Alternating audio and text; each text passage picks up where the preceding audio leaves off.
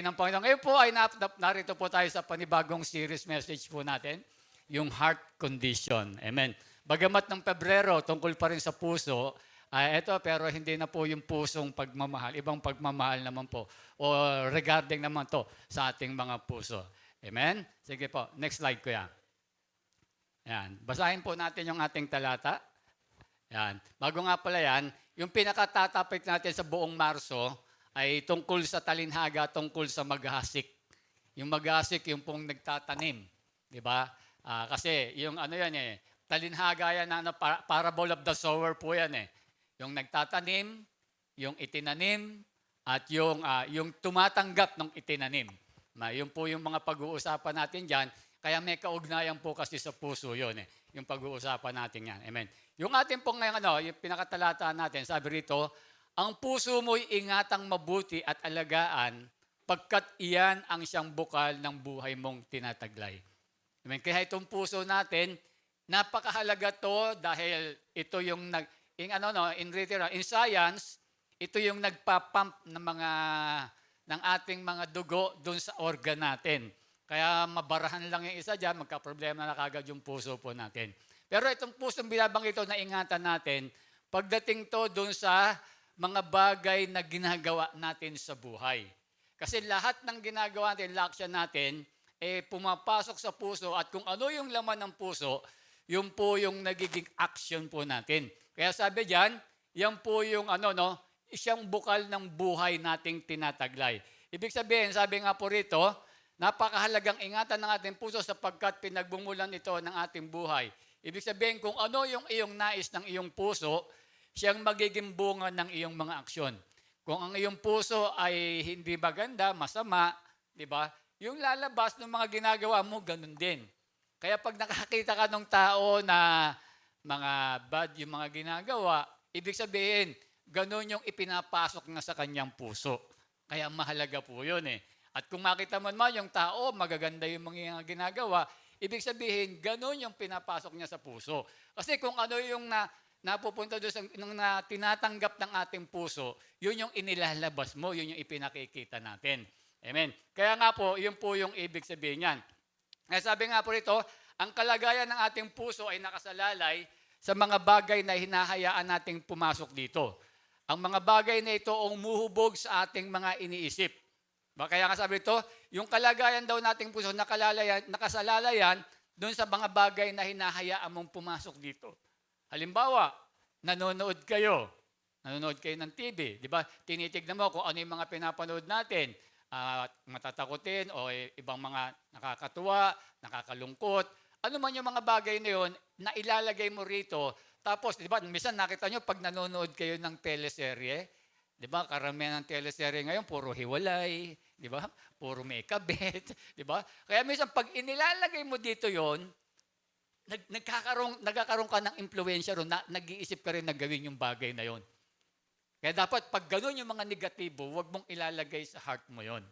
Amen. Kaya dapat i-disregard mo yung mga bagay. Kaya minsan nakita nyo, yung iba nagagaya yun, masyadong nagiging devoted dun sa panonood ng teleserye. Kaya ngayon, nakaka-apekto yun pagdating sa relasyon mo sa asawa mo.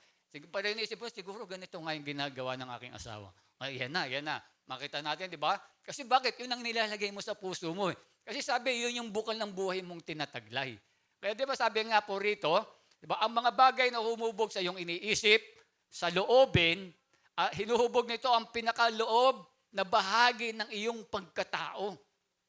Diba? Kaya napakahalaga ng puso kasi ito yung bukal. Diba? Pag sa English yan spring of life Diba nakita nyo naman diba yung bukal na tinatawag natin yung nanggagaling sa ilalim ng lupa. Diba? Diba? Ganun daw yung po natin, nagbibigay buhay sa atin yan. Kaya nga makita natin dito lalabas yung pagkatao, no? Yung pagkatao natin, nanggagaling dito yan at yun yung inilalabas natin. Sabi nila, ano man ang iyong kalagayan sa labas, kung tama ang iyong puso sa loob, magiging maayos ka. Kaya kung hindi maganda, hindi ka magiging maayos. Kaya yung pag-uusapan natin dito, pagdating dun sa pakikinig ng salita ng Diyos. Kaya nakita nyo, nandito po tayong lahat. Pare-parehas tayo nakikinig. Isa lang yung sinasabi ko, pero tignan nyo, iba-iba yung dating. Di ba?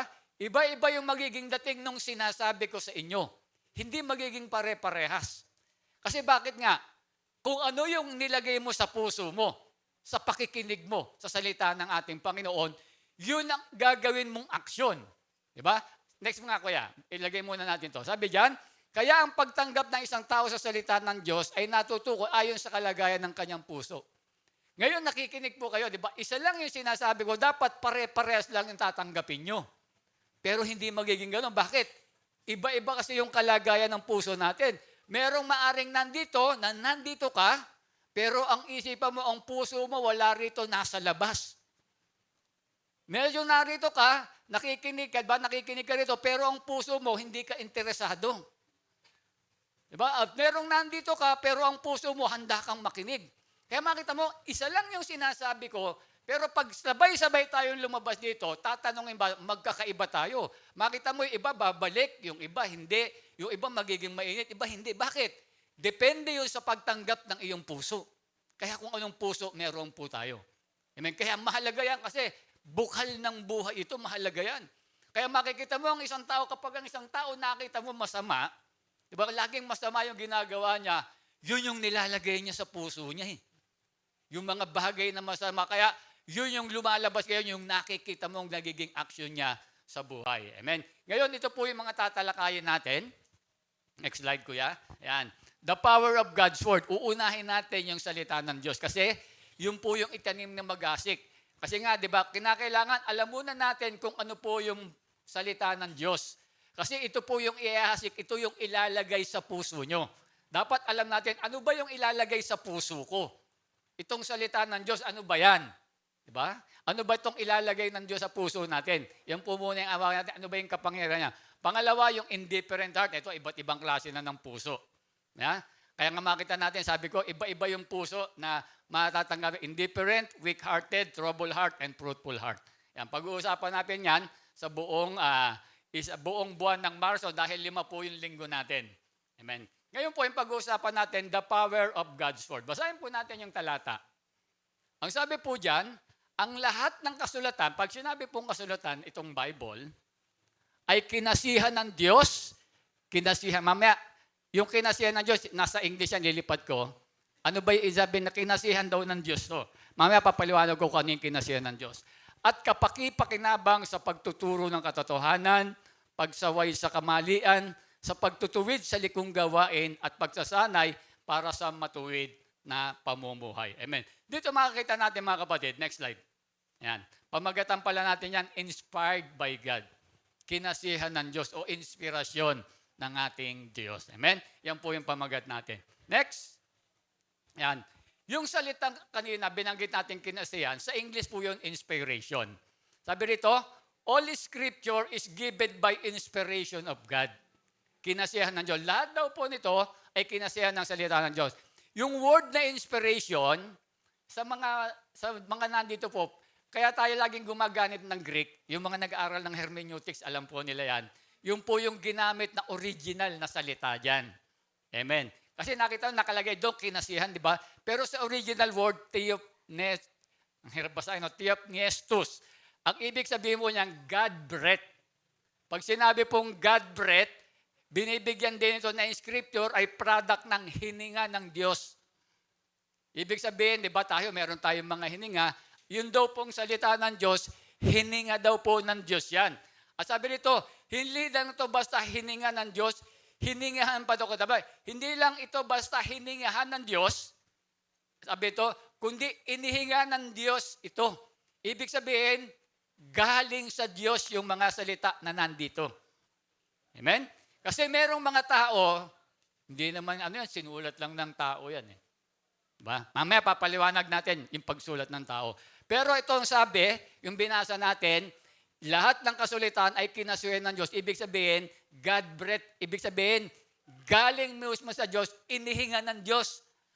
Diba? Inihinga ng Diyos. Yung po yung ibig sabihin yan. Sabi ito, hindi lang ito basta ginawa ng tao tapos binasbasan sa dulo ng Lord. Of course, may mga human writers na gumawa rito, pero siguradong buong proseso, ang Diyos ang kumilos. Ibig sabihin, nung ginawa ito kasama ng mga tao, kasama po ang Diyos doon. Amen. Kaya kaya nga po, ito muna yung unang tatalakayin po natin, yung salita ng ating panahon. Next. Yan. The process of how the Word of God or the Bible came to be. Paano ba nagkaroon ng Biblia? O paano dumating sa atin yung Biblia? Paano nabuo ito? Itong Biblia. Amen. Kasi, di ba, alam naman natin, yung iba, nasabi, sinulat lang ng tao yan eh. Di ba? Ngayon, sinabi ko kanina salita ng Diyos. Ngayon, paano nabuo ito? Paano nagkaroon ng ganito? Tandaan niyo po itong Bible, 66 na aklat ito. Kaya tinawag na Bible, Biblos. Ibig sabihin, book of all books. Kaya hindi lang po ito isang aklat, 66. Diba? Ito pong 66 na ito, ginawa po ito, diba, sabi nga nito, paano nabuo ang lahat to? Una, sa pamamagitan ng revelation. Ano ibig sabihin ng revelation? Diba? Sabi rito, pagpapahayag sa kalooban ng Diyos sa mga tao from God to man. Ibig sabihin, ang Diyos, merong inihayag doon sa tao. Diba? Para isulat ito. Tawagin ko nga si Keanu. Keanu, dito ka, Keanu. Ayan. Ibig sabihin, alimbawa, ako po yung Diyos. Ito yung susulat. Sila Pedro, sila Pablo, sino pa ba? Mga sumulat, sila Jeremiah. Ako bilang Diyos, sinabi ko, Keanu, isulat mo itong mga ito. Kayo ang gagawin naman, di ba? Hindi example ko lang, pero di ba, yung sa katotohanan, yung Diyos, sila Pedro, sila Pablo, sinabi, Pedro, isulat mo itong mga to. Jeremias, isulat mo itong mga to. Yun yung ibig sabihin ng revelation from God to man. Diba? Kaya ito. Then, inspiration. Paggabay ng Diyos sa mga taong nagsulat ng scripture. Ginawa ngayon ni Pedro, na ito, na taong ito, ginawa niya, sinulat niya ngayon lahat ito. Nung sinulat niya sa papel, sa mga biblos, sa mga ano po noon, hindi nung araw nakalagay ito sa sa papyrus, 'di ba? Ginawa pa nito, sinulat niya, kaya ito naging Bible. Okay, naintindihan niyo po? Amen. Naintindihan po? Ganun nabuo yung Bible. Kaya makikita niyo ang Bible, galing mismo sa Diyos yun. Sinulat lang ng tao. Para sinabi ko, Pedro, isulat mo tong mga to, ha? Ayan. Nung sinabi ko yun sa kanya, si Pedro, sinulat niya naman yun. Kaya ngayon nabuo itong mga Bible. Amen? Kaya ito, makikita natin, galing talaga lahat sa Diyos po ito. Amen? Sige, thank you. Kaya yun po yung ibig sabihin. Kaya po makita natin, ganun po yung Bible. Pero hindi po ito Diyos, ha? Salita lang ng Diyos po ito. Pag sinabing salita, yung binagkas, inihayag ng Diyos sa atin. Amen? Yung pangatlo dyan, yung illumination. Alam niyo po, yung illumination, sabi dyan, from paper, sabi rito, from paper to man. Ito naman, paano naman to naiintindihan ng tao sa pamamagitan ng illumination? Pinapaliwanag ng Holy Spirit yung mga taong nagbabasa nito. Ako kaya ko naiintindihan to, humihingi tayo ng gabay sa banal na Espiritu, sinasabi niya kung ano yung ibig sabihin nito. Kaya makita nyo, sino po mga tumanggap kay Kristo rito? Lahat po kayo dapat nananahan ng banal na Espiritu. Kapag binabasa niyo ito, dapat naiintindihan niyo ito.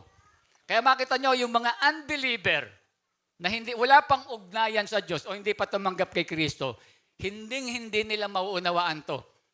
Kahit isang taon niyang basahin yan, hanggang di niya tinatanggap si Kristo. Hindi niya. Bakit? Ang nagpapaliwanag lang yan, ang banal na Espiritu.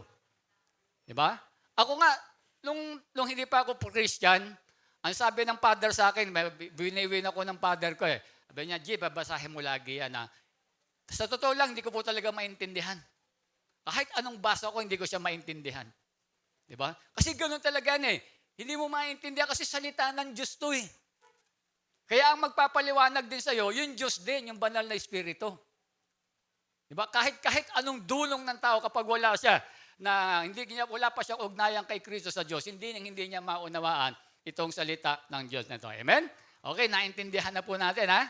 Naintindihan na po natin na ito ay salita ng Diyos, galing mismo sa Diyos. Diba? Inihayag ng Diyos sa tao, sinulat ng tao, at nung sinulat ng tao, nilagay po sa papel para binabasa natin at magiging gabay natin sa araw-araw nating buhay. Amen? Next, sabi natin, tandaan po natin nung pinoproseso tong Bible, mahalaga yung inspiration.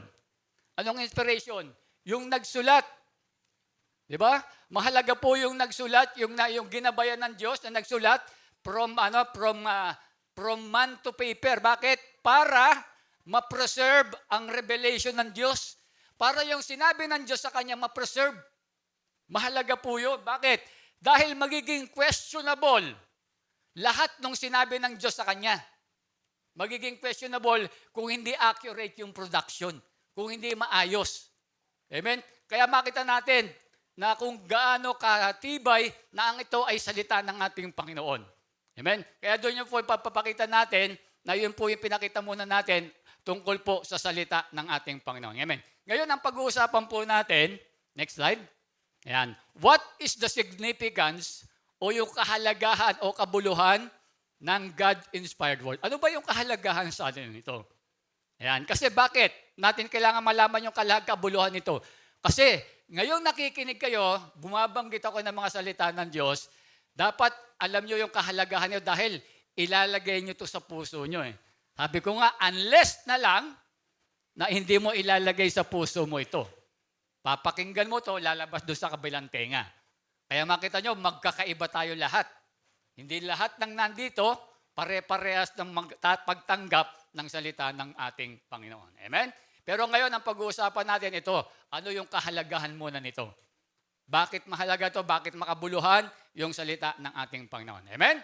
Handa na po ba kayo? Amen. Number 1, yan. Ito raw is scripture teaches the truth. Nagtuturo daw to ng katotohanan. Diba? Nung binasa ko po yung 2 Timothy 3:16a, tinuruan po kami sa Bible School, para maintindihan mo yan, kasi minsan, pag dyan lang, hindi mo ganong maintindihan Tignan mo doon sa taas, sa 2 Timothy 3:1-15, or sa baba niyan, 2 Timothy 3:16 pababa, para maintindihan mo kung ano yung sinabi dyan. Tinignan ko po sa taas dyan, ang pinakatalata dyan, ang mga pinag-uusapan dyan, ay tungkol sa huling araw. Nakita po ng Diyos at nakita ni Pablo na yung mga tao doon, iba-iba yung tinuturo. Hindi nagtuturo ng katotohanan tungkol sa salita ng Diyos, sa Diyos at sa kaligtasan. Kaya ang sabi niya kay Timothy, lahat ng kasulatan ay kinasot at kapaki-pakinabang sa pagtuturo ng katotohanan. Amen. Kaya yung po, itong Biblia, itinuturo nito kung ano yung katotohanan. Katotohanan saan? Next. Katotohanan sa salita ng Diyos. Katotohanan tungkol sa Diyos at katotohanan tungkol sa kaligtasan. Marami pa pong katotohanan nandito. Binigyan ko lang po yung 3 mahalaga. Kasi kung lahat po tatalakayin natin, aabutin na tayo ng Pasko, baka hindi pa tayo tapos. Amen? Sa dami ng katotohanan nandito. Yung pinakamahalaga lang po, yung salita ng Diyos, yung katotohanan tungkol sa Diyos at yung kaligtasan. Ano yung kaligtasan? Yung paano tayo mapupunta sa langit o magkaroon tayo ng buhay na walang hanggan. Yan lang po. At sasabihin ng Biblia kung ano yung totoo dyan. Kasi iba yung itinuturo ng iba yung ipinangangaral ng iba, kaya sabi ng Panginoon kay Pablo sa pamamagitan ni Timoteo, isulat mo to. Lahat ng kinasihan, meron yan, nagtuturo yan ng katotohanan. Amen. Number 1, truth about God. Next, sabi dyan, ito hindi ko na ipapaliwanag, kinasihan ng Diyos. Ang salita ng Diyos ay kinasihan ng Diyos. Ba, yun yung katotohanan dyan. Next, lipat na tayo. Sa pangalawa, ang salita ng Diyos walang mali. Naniniwala ba kayo walang mali ito? Walang mali po rito. Diba kasi merong mga leader o lingkod ng nagsasabi na merong mali dito. Diba? Pero ito walang, bakit? Sabi ng John 17:17, pakabanalin mo sila sa pamamagitan ng iyong katotohanan. Ang iyong salita ay katotohanan. Pag sinabing katotohanan, walang kamali-mali. Diba? Ano ibig sabihin ng walang mali? Diba? Ano mang binabanggit dito sa Bible, sino po mga nagbabasa ng Bible? Diba? Nababasa nyo yung mga lugar dito, yung mga historical event, ano pa yung mga nandyan? Diba? Yung mga historical event, at iba pang anything sa Bible, lahat yun walang mali. Kung ano yung sinabi doon, diba? Kung ano yung story na binanggit doon, at kung ano yung mga place na binanggit, nandito lahat, totoo po lahat yung walang mali. Diba? Example, diba? Halimbawa, Meron kami pinanonood ni Pastora na content creator, ba? Yung content creator na yung sa mga Bible, lahat ng lugar na binabanggit dito, pinupuntahan nila. Ang tatagal nito, di ba? Daalibong taon na yung dumaan eh. Pinupuntahan nila kung totoo, kung tama. Ang isang napanood namin, natandaan nyo nung ginanya ni Moses yung sa bundok ng Meriba? Ano nangyari po? Nung hinampas ni Moses, ano nangyari? Di ba may lumabas na tubig? Pinuntahan po yun, nakita nila. Pinuntahan nila, nakita nila na meron yung bundok na yun, tapos yung merong butas na gano'n, no? Na totoo talaga yun, di ba? Tapos meron pang isa, yung Babylonia. Di ba yung Babylonia, binanggit, sabi niya, yung Babylonia, ngayon, di ba kasi, nung napunta dyan yung mga Israelita, pinahirapan niya yung mga Israelita, kaya pinarusahan ng Diyos yan eh. Kaya yung lugar na yan magiging ilang, pupuntahan na lang, nandyan na lang yung mga maiilap na hayop, as pinuntahan niya, yun na nga yung Babylonia. Pero nung araw, syudad yun. Pero nung sinabi ng Diyos, sinabi sa Biblia na magiging ganun, totoo nga po. Yun lang yung patunay na ang Biblia, ang salita ng Diyos, walang mali po yan. Diba? Kaya lahat ng binabasa mo dyan, yung mga lugar, makakakita ka dyan, Ethiopia, Araba, diba? Yung alam nyo, yung Damascus, kung saan sino ba na sa Damascus? Si Pablo, di ba? Sa Syria po yun. Di ba yung sa Syria na magulo? Doon po yun. Di ba? Sa Syria yun. Di ba yung mga lugar, yung Gaza, nandito lahat yun. Kaya walang mali kung ano yung binabanggit po dito. Amen? Kaya yun po ibig sabihin, yun po yung katotohanan. Kasi inililigaw ng iba yung tungkol sa salita ng ating Panginoon. Amen? Next, sabi dyan, ang salita ay hindi maaaring magkamali. Ano yung ibig sabihin na hindi maaaring magkamali? Ibig sabihin po niyan, di ba, yung mga teachings, yung lahat ng turo dito, lahat ng doktrina na nandito, lahat ng mga pangako ng Diyos, hindi maaaring magkamali. Di ba? Halimbawa, sinabi ng Diyos, basahin mo ang salita ng Diyos, araw o gabi, bulay-bulayin mo yan. Pag binasa mo yan para malaman mo at maganap mo, matupad mo yan. At kapag binasa mo ito, uunlad ka at magtatagumpay. Yung sinabing yun, hindi maaaring magkamali, mangyayari yun. Ang sabi kasi ng talata, Matthew 5:18, katotohanang sinasabi ko sa inyo, lilipas ang langit at lupa, mawawala na ang lahat ng bagay sa mundo. Mawawala na yung langit at lupa. Ngunit kahit isang tuldok dito sa salita o yung kudlit sa salita ng Panginoon sa kautusan ay hindi lilipas sa anumang paraan hanggat matupad ang lahat. Hanggat hindi nangyayari yung lahat na nakasulat dito, di ba sabi niya, walang mababago dyan, walang mawala kahit na mawawala na yung lahat pero ito mananatili. Kung ano yung nakasulat dito, mangyayari at mangyayari, magaganap lahat yung matutupad lahat. Diba? Kaya makita natin, ang Bible, hindi siya maaaring magkamali. Kaya makita natin yung tatlong bagay na katotohanan na yan na binabanggit dito sa Biblia. Amen. Binibigyan ko ng focus to para maintindihan natin kasi ito yung ilalagay sa puso natin. Ito pong salita ng ating Panginoon. Amen. Next, tungkol naman po sa Diyos. Ang Diyos daw po, diba? Truth about God. Ano ba yung katotohanan mo tungkol sa Diyos? Next. Yan. Ang Diyos ay Espiritu. Amen. Naniniwala ba kayo na ang Diyos ay Espiritu? Amen. Pag sinabi natin Espiritu, wala kang nakikita. Diba? Pag sinabing Espiritu, omnipresent. Pag sinabing omnipresent, nasa lahat ng dako. Ang Diyos ba nasa Mindanao? Parang iba, hindi maniwala Ang Diyos ba nasa Saudi? Ang Diyos ba nasa Mars? Nasa lahat nga ng dako Kahit saan siya Kasi Espiritu siya Diba? Kaya nakita niyo, wala tayong mga imahe dyan. Kasi sabi natin, at ang mga sumasamba sa Kanya ay dapat sambahin sa Espiritu at sa katotohanan. Spirit to Spirit, sinasamba natin ng Diyos. Yung Espiritu mo at yung Espiritu, yun yung sinasamba natin. Kaya nakita nyo yung connection natin, di ba, sa isa't isa. Kaya makita nyo, ganun daw po yun. Ang Diyos ay Espiritu. Hindi siya nakikita. Amen? Ano pa? Ang katotohanan. Ang Diyos daw po na Espiritu. Next. Diba? Ang Diyos na Espiritu raw po ay one God in three person. Tandaan nyo, ang Diyos ay Espiritu. Pero meron tayong iisang Diyos. Tandaan nyo, isa lang ang Diyos natin. iisang Diyos. Pag sinabing iisa, yung term na iisa, hindi na ibig sabihin parang iisa. Halimbawa, isang piling na saging. Ilan yung isang piling na saging? Di ba isang piling yun, isa lang, pero maraming saging yon. Yun yung term na iisa. Ang Diyos ganun din. One God in three person. Isa lang yon, hindi yan tatlo. Yun, sabi, 1 Peter 1:2, kayo'y pinili ng Diyos Ama, God the Father, ayon sa kanyang layunin sa mulat mula pa at pinabanal ng Espiritu Santo, Holy Spirit, Diyos din yon, upang maging masunurin kay Jesucristo, Jesus Christ, Diyos din yon, at nilinis sa pamamagitan ng kanyang dugo. Yan tatlo pong yan, ay iisang Diyos lang po yan. At yan tatlong yan ay Espiritu yan. Pastor, si Jesucristo ba Espiritu, Diyos? Oo. Kasi nagkatawang tao lang siya. Yung nakikita nyo lang pong Kristo, nagkatawang tao lang yon, 'di ba? Yung sabi niya po sa Philippians, 'di ba? Bagamat siya ay Diyos, hindi niya pinantayan yung kanyang pagka-Diyos. Hinubad niya yung kanyang pagka-Diyos para pantayan yung tao. 'Di ba? Kaya makita natin, kasi baka sabihin nyo, Pastor, 'di ba sabi mo kanina ang Diyos ay Espiritu? Si Kristo, naging tao yun . Naging Diyos siya pero nagkatawang tao. Amen? Kaya po yung tatlong yan po yung katotohanan na ang Diyos ay iisa lang sa tatlong persona. Ang Diyos Ama, ang Diyos Anak, si Jesus Christ, ang banal na Espiritu. Amen? Palakpakan natin ang Panginoon. Amen? Sa atin, wala lang ibang Diyos maliban po dyan. Amen?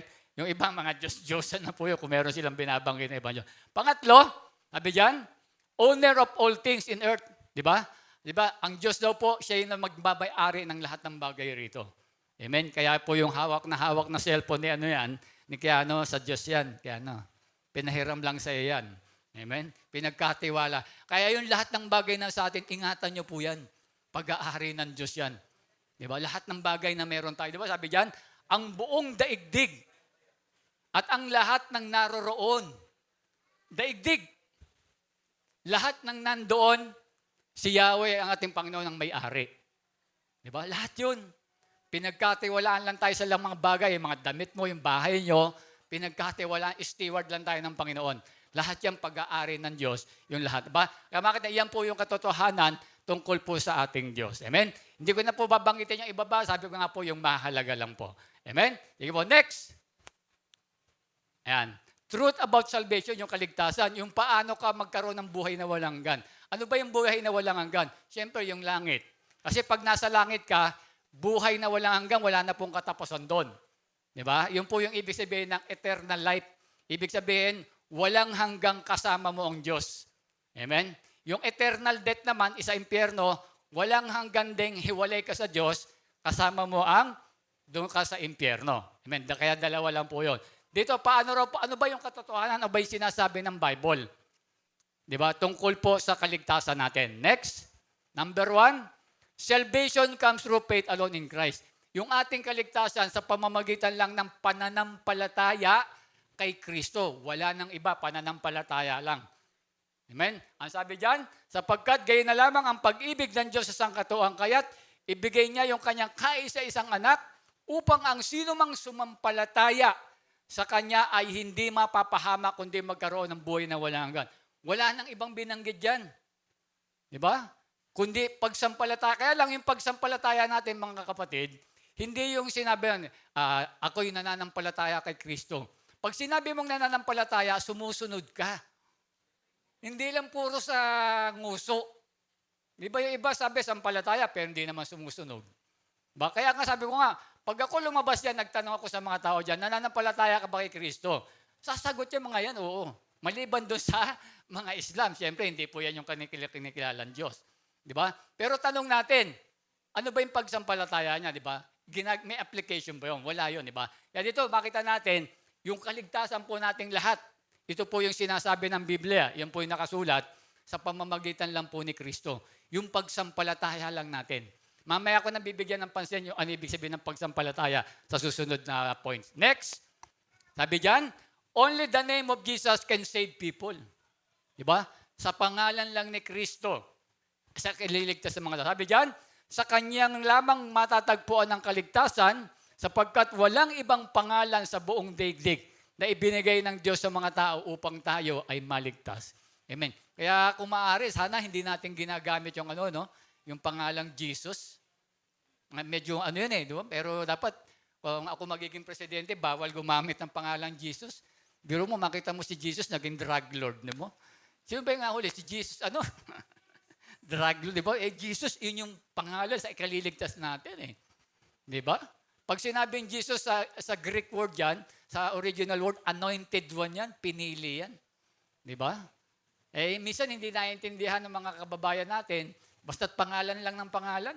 Ginagawan Jesus, siguro gusto mong magiging religious. Pero hindi niya alam na maano yun yung pangalan niya. Pero makita natin, sa mundo makita natin, sinasabi ng Biblia, pangalan lang ni Kristo para sa ikililigtas sa mga tao. Amen? Pangatlo at panguli, sabi dyan, we are saved by the grace of God. Lahat tayo naligtas at mapupunta sa langit sa pamamagitan ng biyaya. Pag sinabing biyaya, hindi ka karapat dapat bigyan pero binigyan ka ng Diyos. Biniyayaan ka ng Diyos. Bakit? Makasalanan tayong lahat.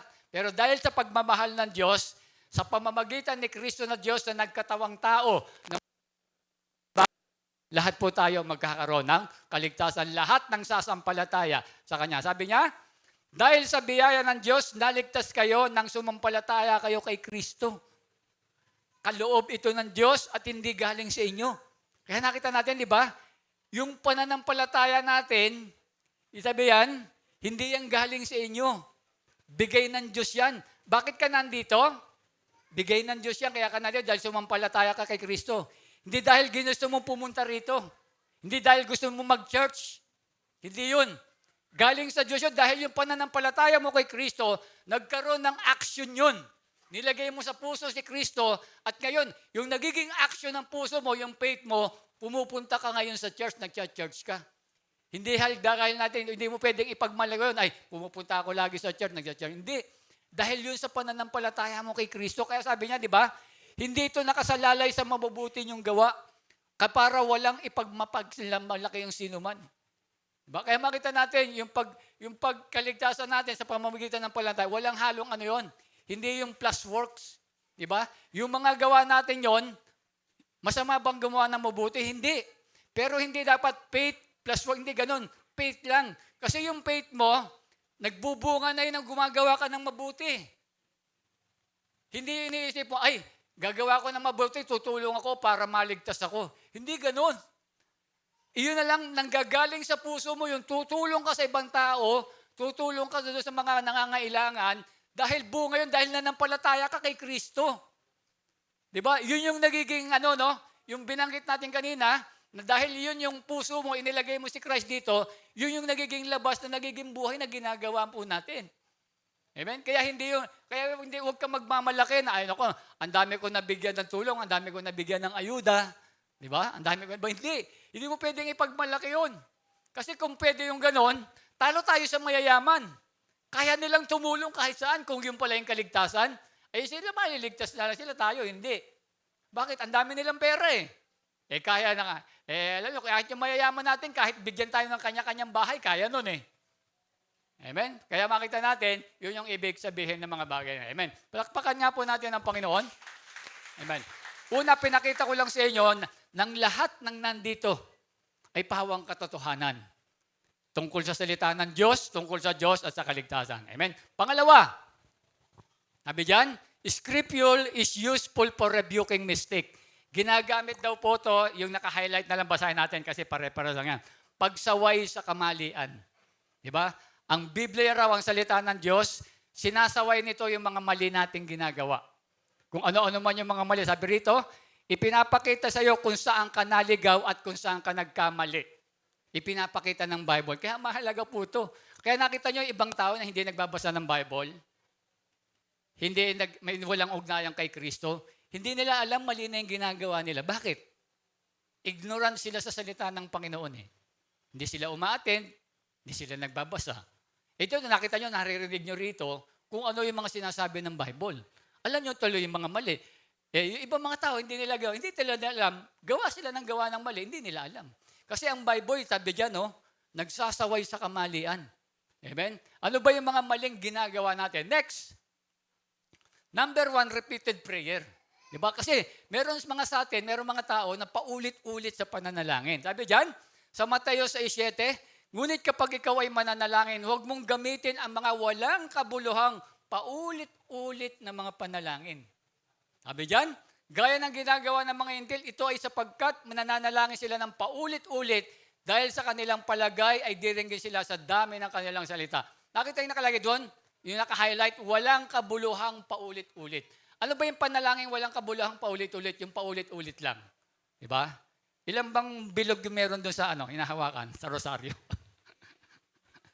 Diba? Ano ba yung pinapanalangin doon? Sino po yung mga dating relihiyoso rito? Ano ba yan? Bagitin mo nga, abagi ng... Ano pa? Santa Maria, Ina ng Diyos. Yung abagi noong Maria. Kita mo si Maria, naging hindi ko alam kung tomboy si Maria ron. Kasi abagi noong Maria. No? Tignan mo to inuulit-ulit lang yun. Inuulit-ulit lang yung panalangin na yun. Ano ba yung kabuluhan nun? Ano ba definition ng panalangin? Ano definition ng panalangin, ate? Pag-communicate sa Diyos, request from God. Meron kang nire-request, meron kang inihiling. Ginagawa mo yun, di ba? Nagagananala, ano hinihiling mo sa Diyos? Abagi nung napupuno ka ng grasya. Pangalawa, di ba? Wala ka, di ba? Kung humihingi ka ng gabay, manalangin ka, Lord, proteksyonan mo po ako sa aking paglalakbay, nakasakay ako sa jeep ngayon, ingatan mo ko. Yun ay panalangin mo. Hindi ko ano kaya nga sabi diyan, walang kabuluhang, inuulit-ulit mo lang, wala namang kabuluhan yun eh. Wala namang sa isa yung binabanggit mo eh. Sabi niya, sinasaway tayo ng Diyos diyan. Di ba? Si Kristo yung nagsasalita diyan, no? Di ba? Kaya sabi niya, di ba? Repeated prayer. Paulit-ulit lang eh. Sabi niya, dapat, di ba? Kaya nakita niyo sa Bible, kung hindi mo alam yung Bible, hindi mo alam, mali na pala yung ginagawa mo. Kaya ito, sinasaway nito yung mga mali. Di ba? Nire-rebuke tayo nito. Nire-rebuke tayo. Next, ano pa? Sabi dyan, neglecting fellowship. Yung pong kinakalimutan o pinababayaan daw natin yung mga pagdalo sa ganito. Di ba? Sinasaway tayo na dapat huwag niyong kakaligtaan yung pagdalo. Ang sabi ng Hebreo 10:25, huwag nating kaligtaan yung pagdalo sa ating mga pagtitipon, gaya ng nakasanayan ng iba. Sa halip, palakasin natin ang loob ng isa't isa, lalo na ngayong nakikita nating malapit ng araw ng Panginoon. Di ba? Nire-rebuke tayo ni Lord na yung ganitong mga gawain, huwag niyong kakalimutan. Huwag yung kakaligtaan. Sa ibang version yan, huwag yung pababayaan. Kaya nakita nyo, di ba? Kung hindi mo nababasa yan, okay lang sa'yo na aatin ka o hindi, aatin, hindi. Pinababayaan mo. Unless na lang na hindi mo ilalagay sa heart yung pinakikinggan mo ngayon. Kaya nga sabi ko sa inyo, di ba? Isa lang yung binabanggit kong mensahe, ang dami yung nakikinig, pero iba-iba paano nyo tanggapin ito. Di ba? Kung paniniwalaan nyo itong binabanggit dito, sinasabi ng Diyos, ilalagay mo sa heart. Kung hindi, ilalagay mo lang sa kabila. Kaya next Sunday, hindi na ulit kita makikita. Di ba? Ganun lang yung ibig sabihin nun. Amen? Amen po ba? Sabihin mo sa katabi mo, ikaw yung sinasabihan ni Pastor. Kaya sa susunod, nandito ka pa ulit. Amen? Ayan, neglecting fellowship. Pangatlo, ayan, living in this world, yung pamumuhay sa mundong ito. Ito, wala nang katapusan, lagi natin binabanggit. Huwag tayong makiayon sa takbo ng mundong ito. Nire-rebuke tayo ng Diyos kasi ang mundo, hindi gano'n, iba? Iba yung pamantayan ng mundo eh. Diba? Ang pamantayan ng mundo, diba? Gumagawa ng batas sa diborsyo, gusto ma-illegal yung mga LGBT, diba? Ang daming ginagawang mga diba? Yung mga bisyo, ginagawang mga hobby, diba? Pamantayan ng mundo sa Diyos, hindi ganyan eh. Kaya ang sabi ng Panginoon, huwag kayong makiayon sa takbo ng sinasaway tayo ng Panginoon dyan. Kinukorek, diba? Yung mga mali natin ginagawa. Sabi niya, hayaan niyo yung baguhin na ng Diyos ang inyong mga pag-iisip upang mainawaan niyo yung kanyang kalooban. Sa gayon, magagawa niyo kung anong mabuti, kalugod-lugod at ganap na kalooban ng ating Panginoon. Amen. Next. Yan. Relations with unbeliever. Diba? Doon po sa mga nakikipagrelasyon, diba? Ito, napakahalaga. Ilang beses na rin natapos ko, sabi diyan, huwag kayong makipamatok sa hindi mananampalataya. Diba? Nire-review kayo kasi alam nyo, di ba?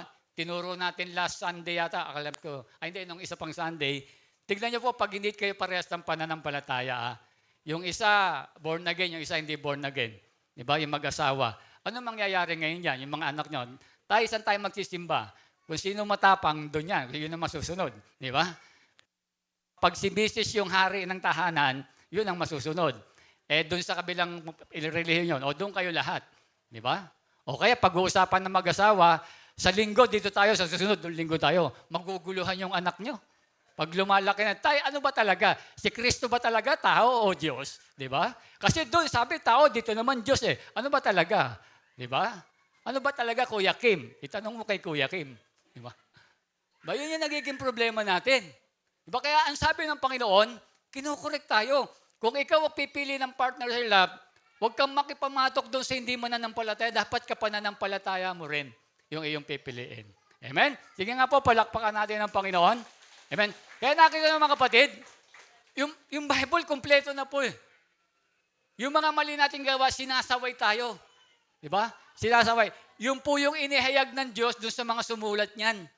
Di ba? Sinabi niya, Pablo, isulat mo sa mga taga-Korinto na, kasi yung mga taga-Korinto nakikipamatok sa di mananampalataya eh. Isulat mo yan. Hindi lang yan tungkol sa pakikipagrelasyon ha, kahit sa mga business, di ba? Huwag kayong makikipamatok sa kanila. Kasi nga, iba yung pananaw nila eh. Ikaw, you honor God siya, hindi niya ino-honor ang God. Magbabayad kayo ng buwis, siya ayaw niya magbayad ng buwis. Di ba? Ganun yan eh. Mandadaya ka siya. Gusto niya mandaya para kumita, ikaw ayaw mo. Paano kayo magkakasundo niyan? Di ba? Kahit sa business, applicable po ito. Hindi lang to sa relationship. Kaya dapat kapananampalataya natin. Amen. Next. Love for money. Okay, lahat ng mga babae, basahin. Huwag yung titignan yung katabi nyo pag binabasa nyo. Okay, ulitin nyo. Huwag kayong titingin sa katabi nyo, ha? Okay, 1, 2, 3, go!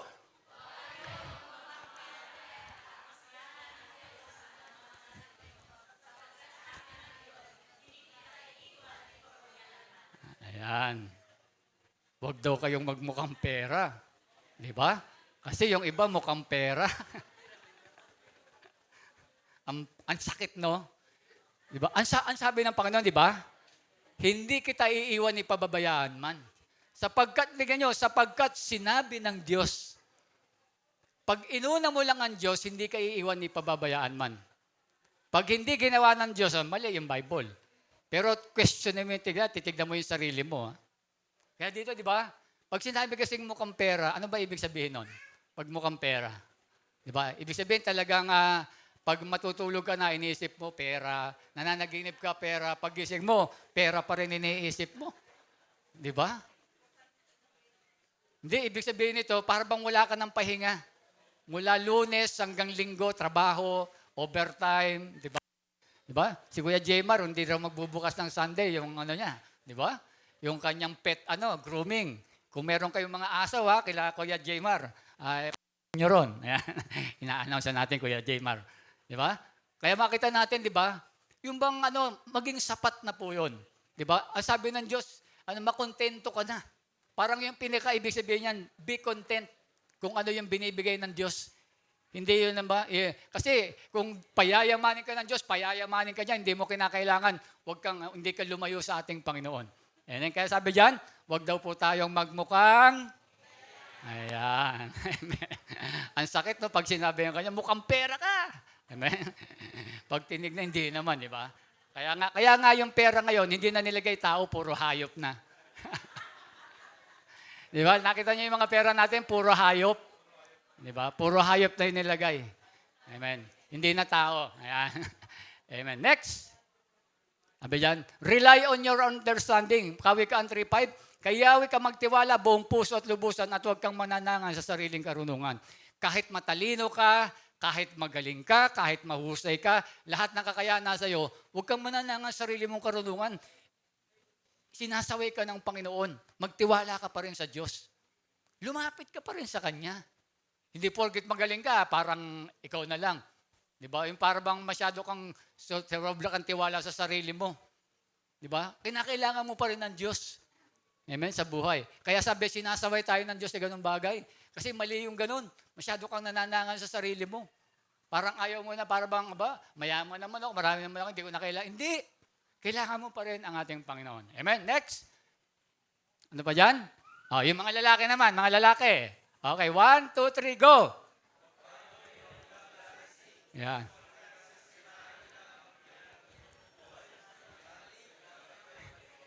Ayan sinasabihan na kayo Kaya pinabasa ko sa inyo yan. Di ba? Sinasaway tayo ng Panginoon doon sa mga maglalasing dyan. Yan. Yung mga magbabarik. Yan, sa Batangas, barik Yung mga magbabarik dyan, di ba?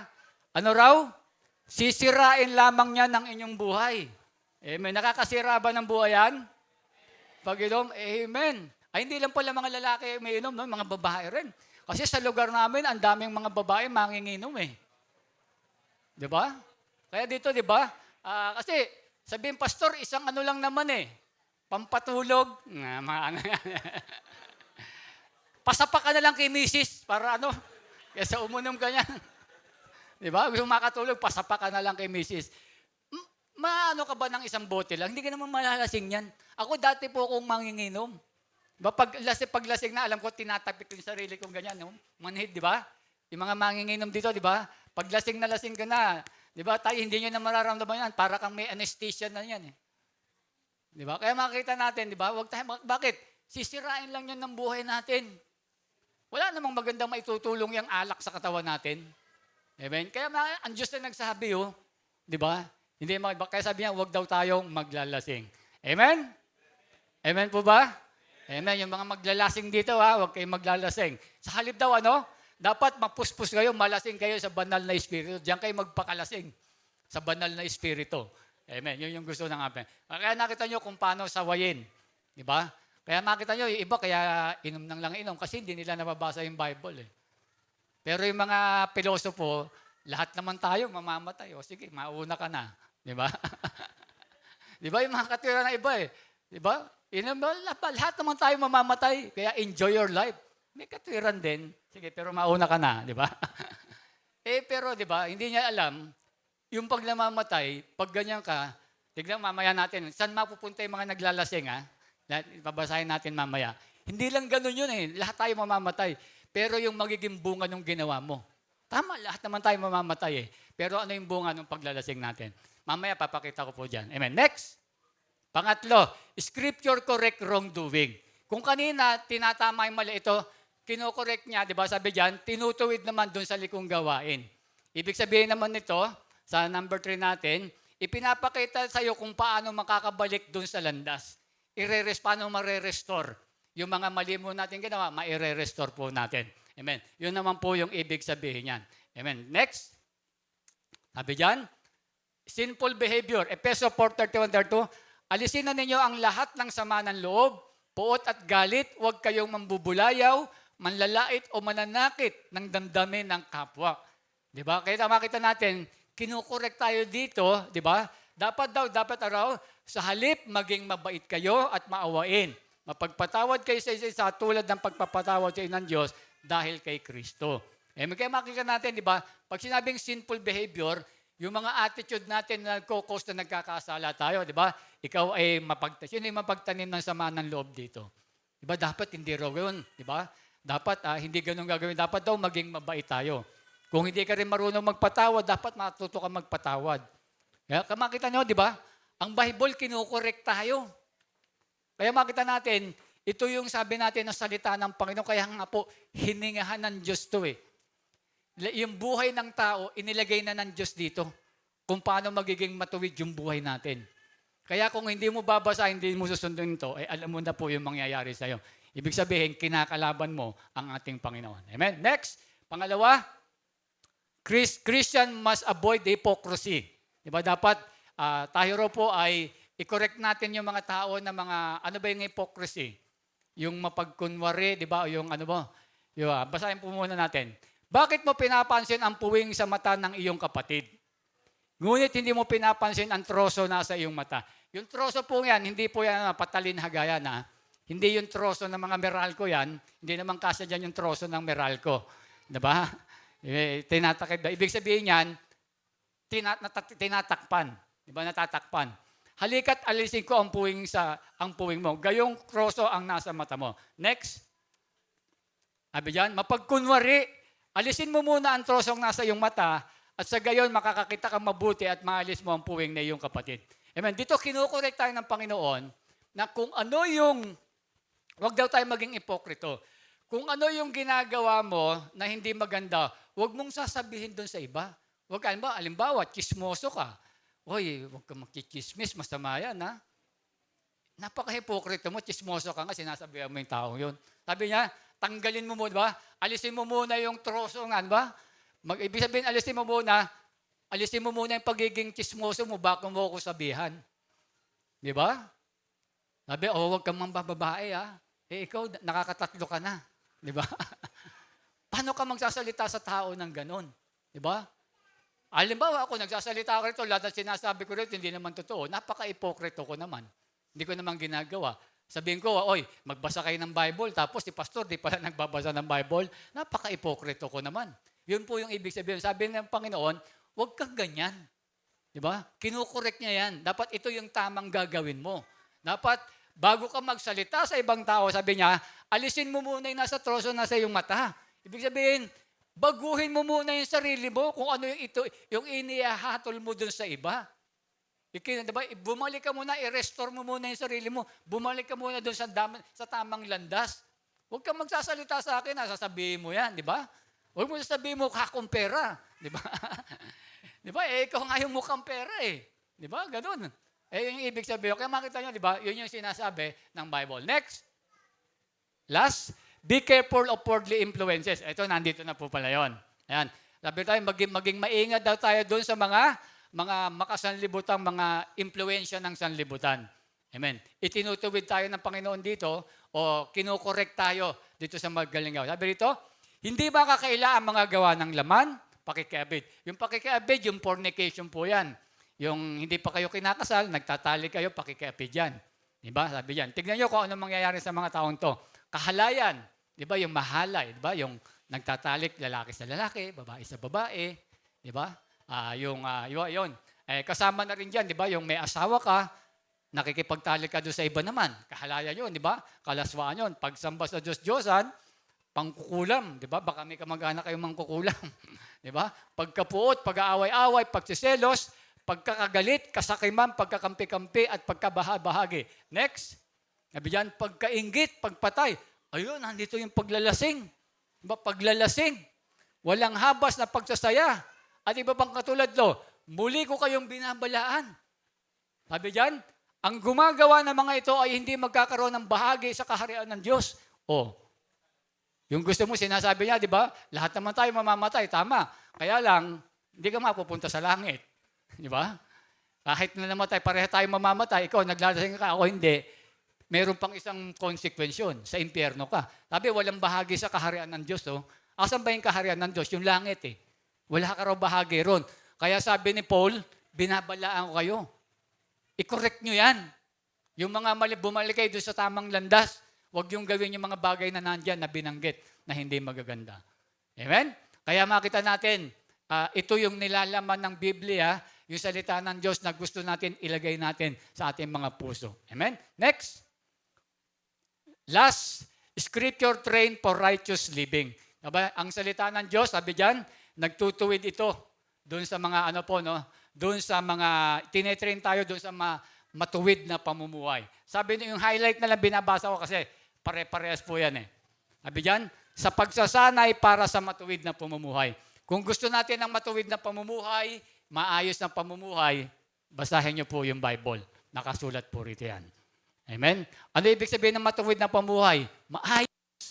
Di ba? Maayos, maka-Diyos na pamumuhay, kalugod-lugod sa Panginoon. Isa-isahin po natin. Number 1, sabi dyan, next kuya. Believers are called to live in righteousness. Dapat daw po tayo mamuhay sa katwiran. Sabi dyan, dati kayo'y nasa kadiliman, ngunit ngayon nasa kaliwagan na sapagkat kayo'y nasa Panginoon. Kaya sabi niya, mamuhay ka ngayon ng nararapat sa mga taong nasa liwanag, sapagkat pawang mabuti, matuwid at totoo ang ginagawa ng nabubuhay sa liwanag.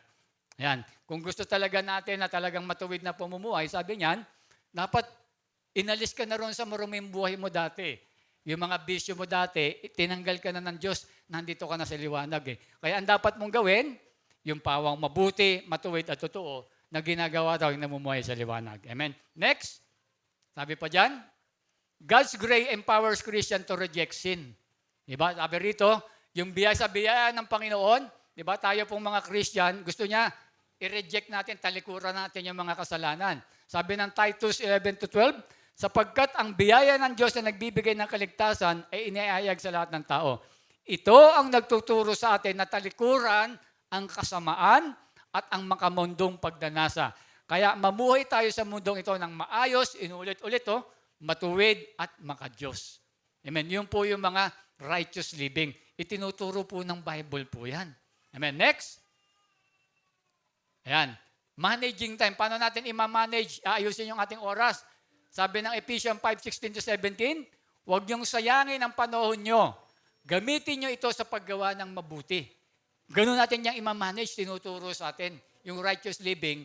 Kung ano raw yung mga mabubuti, yun yung gawin. Kasi, sabi dyan, dahil maraming gumagawa ng kasamaan sa panahon ito, huwag kayong magpakamangmang, kundi alamin nyo kung ano ang kalooban ng Panginoon na gagawin nyo. Kasi kung yung gagawin mo sa mundong ito, puro mga kasama, sinasayang mo yung oras mo.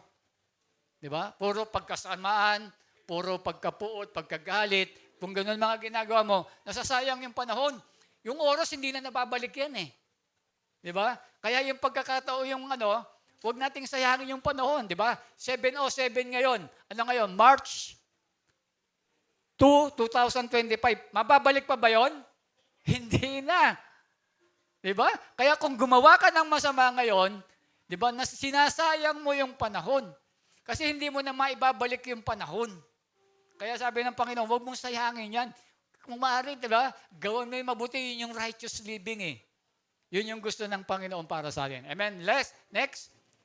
Sabi dyan, handle relationship. Ibig sabihin, doon sa mag-asawa po ito. Mahaba po yan, pero ito na lang nilagay ko. Pasakop kayo sa isa-isa bilang tanda ng inyong paggalang kay Kristo. Di ba, nung tinalakay na natin yan sa mga couples, di ba, paano maging matuwid yung buhay ng mag-asawa, di ba? Yung babae, pasakop ka sa lalaki, yung lalaki, mahalin yung asawang babae. At marami pang tinuturo po ang Bible dyan. Nako, kumpleto na po rito. Kung gusto nyo ng matuwid na pagsasama nyo mag-asawa, basahin nyo lang yung Bible, nandun na po. Naku, hindi po kayo maghihiwalay. Amen? Siguro, ang maghihiwalay na lang kayo pag nasa langit kayong pareho. Dahil sa langit, wala na po rong pag-aasawa eh. Diba? Wala na po ron. Hindi na tayo mag-asawa ron. May kanya-kanya na tayong buhay pagdating doon sa kalangitan. Next, financial management. Paano natin i-manage yung pera? Ang taong marunong ay pinaghahandaan ng kanyang kinabukasan. Ngunit ang mangmang winawaldas ang lahat hanggang sa maubusan. Amen. Kasi merong mga tao, tinuturuan tayo rito ng matuwid na pamumuhay, huwag kang gastos ng gastos. Diba? Nakakita, sale na naman takbuhan na naman kayo sa SM. Diba? Tuwan-tuwa si Henry sa atin eh. Nakakita lang kayo ng sale kahit na hindi mo kayo, niloloko ka lang noon. Diba? Ang laki pa rin ng tubo noon. Kala mo lang sale. Diba? Buy one, take one. Dinoble lang yung presyo nyo, tignan mo yung pa rin yung presyo nyo. Diba? Huwag ka, kasi minsan merong mga tao kasi ano ba tawag doon? Yung pag nakakita lang, takaw-tingin lang ba? Pero pag nasa bahay na, nakita mo hindi na isusuot, di ba? Hindi na gagamitin, di ba? Katulad ng anak ko, si Pia, pabili nung yung Tabay Squishy, mga bata, ano ba tawag doon? Tabay Squishy, di ba? Yung Tabay Squishy Baron, alam niyo po ba yon? Yung parang foam sa mga bata. To, ba? Nagpabili sa akin si Pia ng ganun. Kala ko naman maganda yun. Sabi niya, sige pa, bili mo ko niyan. Gustong-gusto niya naghahanap pa sa Lazada. Tapos nung nilagay ko na, ang tagal, 1 linggo na hindi pa dumarating. Sabi pa, ang tagal naman yun. Ano ba, tignan mo nga kung ano na, nasa na yun. Galing kasi sa China, di ba? Tapos nung dumating, sandali lang, nakita ko puro nakakalat na. Di ba? Nakakalat ko, saan ko nakikita na. Sabi ko, Pia, gusto mong bilhin to, tignan mo kung saan mo lang nilalagay. Di ba? Sayang yung pera di ba? Kaya makita natin, di ba, gano'n, minsan, takautingin lang tayo, di ba? Dapat marunong tayong mag-manage, sabi dapat ang taong marunong pinaghahandaan yung kanyang kinabukasan. Amen? Amen? Sige nga po, palakpakan natin ang Panginoon. Amen. Sa ating pagtatapos, amen, basahin po natin yung ating, sa ating pagtatapos. Amen? Ang sabi po dyan, amen? Huwag mong kalimutang basahin ang aklat na ito. Pagbulay-bulayan mo ito araw at gabi. Amen? Ang sabi po dyan ay, sorry lang po, wait lang po.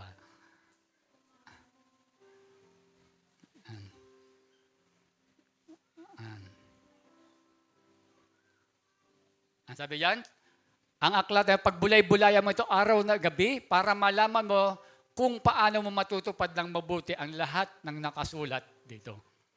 Ang sabi dyan, kapag binasa mo raw yan, kung gagawin mo ito, uunlad ka at magtatagumpay. Kaya nakita natin, kaya po mahalaga na binabasa po ito. Di ba? Mahalaga na binabasa natin yung Bible dahil sabi niyan, kung gagawin mo ito, uunlad ka at magtatagumpay. Amen. Sino po may dalang Bible na ganito? Wala na, no? Ay, si tatay, no? Meron? Bihira na yung nagdadala ng Bible, no? Dati yung mga matatanda, yung mga senior, dahil nagdadala pa ng Bible. Ngayon, wala na, no? Magkano po ba yung cellphone? Magkano yung pinakamurang cellphone? Magkano? 4,000. Kaya magkano pinakamurang cellphone?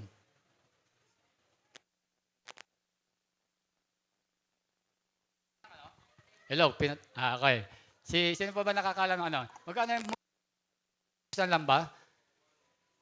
3,000. Babaan pa natin. Sino pa? Ate Josel, magkano? Pinakamurang cellphone.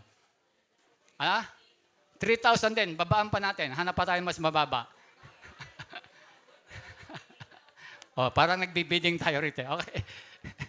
Si ate, si Kuya Jaymar. 2,000. Pwede na siguro. 2,000. Biro mo 2,000 yung pinakamura. Alam niyo ba kung magkano itong Bible? 500 lang to, 600. Pero hindi tayo makabili nito, di ba? Kasi minsan, bakit ko binabanggit to? Minsan po nag-devotion ako, iniwan po rito, ginamit po kasi ng mga council. Nag-devotion ako sa bahay, ito ginamit ko. Yung Bible na nandito. Hindi ko sinabing masama yung Bible na nandito. Hindi ko hindi ko maatim na ang hirap yung ginaganon mo. Parang hindi ko maramdaman yung binabasa ko.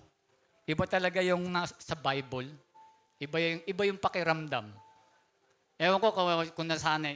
Hindi ko sinasabi masama, mga kabataan o mga gumagamit ng cellphone. Yun lang yung aking ako payo ko lang bumili tayo nito para sa pag-devotion tayo. Iba yung pakiramdam na nagbubuklat ka ng ganyan. At alam mo kasi na aklat Kasi ito hindi no? Ginaganon mo ini-scroll mo ganon, di ba? Tapos biglang may nag-pop, tignan mo muna di ba? May nag-message. Tapos may biglang nag-call, gaganyan ka muna. Ihinto ka muna. Di ba? Tama po ba? Kasi karamihan ngayon, dito na kasi nagdi-devotion. Ito na yung Bible. Di ba? Kasi ito na itatago. Kasi ito hindi mo pwedeng maitago, no? Mahihiya ka pag dala-dala mo ito. Si sister, born again, may dalang Bible. Di ba? Yun yung ikinatatakot minsan natin, di ba? Kaya alam niyo po, suggest ko, bili po kayo. 500, 600, di ba? Yun yung sa devotion. Amen? Tandaan natin, hindi lang po babasahin, sa pakikinig din po. Kasi, sabi, di ba, kung ano yung lagay ng puso. Ngayon, ano ba yung lagay ng puso nyo? Yung napakinggan nyo ngayon, naintindihan nyo ba? Sa palagay mo ba, ilalagay mo rito yan? O paglabas mo rito, ayaw mo lang. Sige. Parang okay lang sa'yo, baliwala. O kaya, paglabas mo ron, dala-dala mo, nilabas mo, medyo nakalayo-layo ka lang konti. Kaya kakalimutan mo na, hindi mo nagagawin. Di ba? Ganun po yan Kaya sana po, kapag tayo ay nakikinig ng salita ng Panginoon, sa 4 na linggo, makikita natin kung anong klaseng tagapakinig o kung anong klaseng puso meron kayo. Malalaman nyo po yan kapag sa pagdating sa pakikinig ng salita ng ating Panginoon. Amen? Hindi tayo po lahat ay tumayo. Tayo po yung manalangin. Purihin kayo, Diyos, Lord, maraming salamat. Ikaw yung mabuti at mabuting Diyos.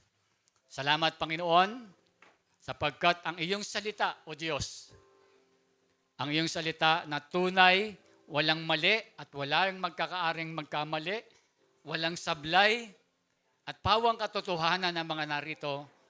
Tunay nga, Panginoon, kami nagpapasalamat inihayag mo sa amin ito at kung ano yung kabuluhan sa buhay namin.